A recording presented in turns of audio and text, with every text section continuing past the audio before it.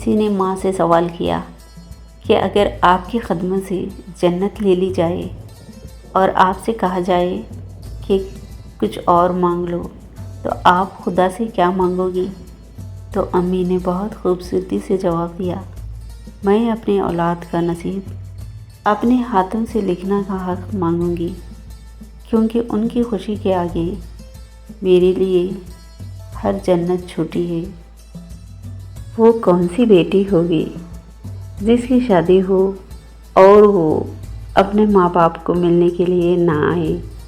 کبھی بیٹی آتی ہے مگر نیت ہوتی ہے بس میں امی سے ملنے جا رہی ہوں۔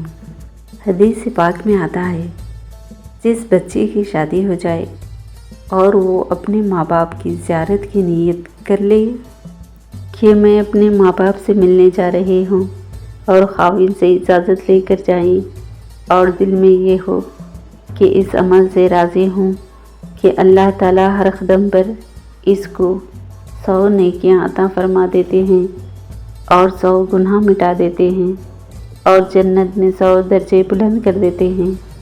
حدیث پاک میں آتا ہے کہ اگر یہ اپنے ماں باپ کے پاس آئیں اور ان کے چہرے پر اس نے عقیدت کی نظر ڈالی تو اللہ تعالیٰ ہر نظر ڈالنے پر ایک حج یا عمرے کا ثواب عطا فرمائیں گے۔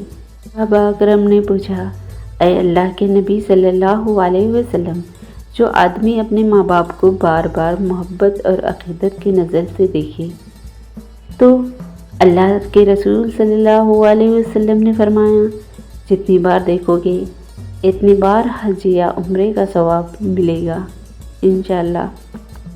ماں کا غصہ وقتی طور پر ہوتا ہے اور اس غصے میں بھی بے پناہ محبت چھپی ہوتی ہے۔ دنیا کا کوئی رشتہ ماں سے پیارا نہیں ہوتا۔ مولانا جلال الدین رومی کہتے ہیں، میں اپنی ماں سے محبت کیوں نہ کروں جس نے پہلے مجھے اپنے جسم میں، پھر اپنے ہاتھوں میں اور پھر زندگی بھر کے لیے اپنے دل میں رکھا۔ ماں باپ ہمیشہ نہیں رہتے، ماں باپ چلے جاتے ہیں، اس کے بعد صرف پچھتاوے رہ جاتے ہیں۔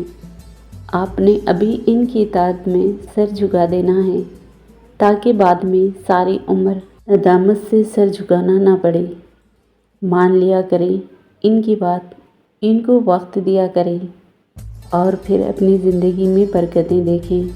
ماں باپ کے ساتھ اچھا سلوک کی جو برکتیں ہیں نا، ان کی مثال نہیں ملتی۔ وہ چلے جائیں گے تب بھی ان کی دعا ساتھ رہے گی۔ آپ کو وہاں سے رزق ملے گا جہاں سے سوچا بھی نہ ہوگا۔ آپ کو بڑی بڑی مشکلوں کے درمیان سے اللہ نکال لے گا۔ جن کی مائیں زندہ ہیں اللہ تعالیٰ ان کی عمر لمبی کرے، جن کی مائیں بیمار ہیں اللہ تعالیٰ انہیں صحت دے، جن مسلمان کی مائیں فوت ہو چکی ہیں اللہ تعالیٰ جنت میں جگہ دے، آمین۔ میرے رب میرے والدین سے 3 چیزیں دور فرما، قبر کی تنگی، جہنم کی آگ اور قبر کا عذاب، اور میرے والدین کو 3 چیزیں عطا فرما، اپنے نبی کی شفاعت، قبر میں سکون اور جنت کی نعمتیں، آمین۔